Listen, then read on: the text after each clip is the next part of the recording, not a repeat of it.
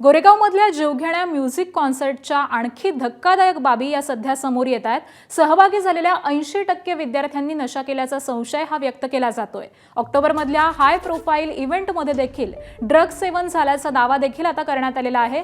उपचाराधीन तरुणींना ऑक्टोबरमधल्या इव्हेंटची पोलिसांना माहिती दिलेली आहे आणि उत्पादन शुल्क विभागाचा भोंगळ कारभार हा यामुळे समोर येतोय। उत्पादन शुल्क विभागाची पार्टीला परवानगी होती की नव्हती याचं देखील गूढ हे अद्यापही कायम आहे।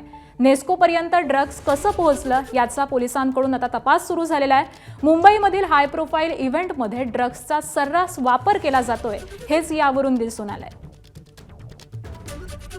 आणि या संदर्भामध्ये आपण अधिक माहिती जाणून घेऊयात। आमचे प्रतिनिधी सचिन गाड सध्या आपल्या सोबत आहेत। सचिन, खरं तर काल जी घटना घडलेली आहे 2 जणांचा मृत्यू झालेला आहे आणि त्यानंतर या धक्कादायक अशा बाबी समोर येत आहेत। पोलिसांकडून आता कसा नेमका तपास सुरू आहे?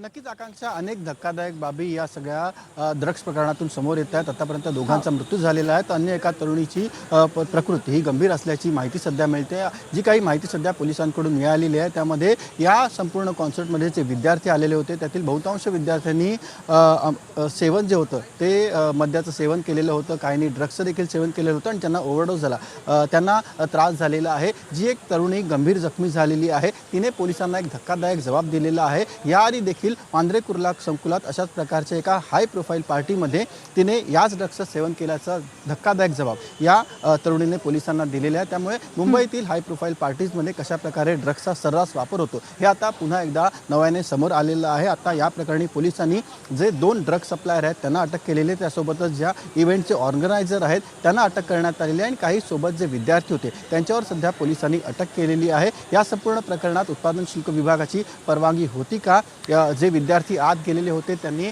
त्यांची तपासणी करण्यात आलेली होती का, असे अनेक प्रश्न आता या निमित्ताने उपस्थित होते आणि या सगळ्याची चौकशी सध्या पोलिसांनी केलेली आहे। 6 जणांना आतापर्यंत अटक करण्यात आलेली आहे आणि आणखीन कोण या संपूर्ण प्रकरणात आणखीन कोण ड्रग सप्लायर किंवा आयोजकांचा सहभाग आहे का याचा देखील सध्या पोलिसांकडून तपास सुरू आहे। आकांक्षा, अगदी, त्यामुळे या प्रकरणासंदर्भातले अपडेट तुमच्याकडून वेळोवेळी जाणून घेऊ। तुर्तास धन्यवाद सचिन या सगळ्या सविस्तर माहितीसाठी। एबीपी माझा, उघडा डोळे बघा नीट।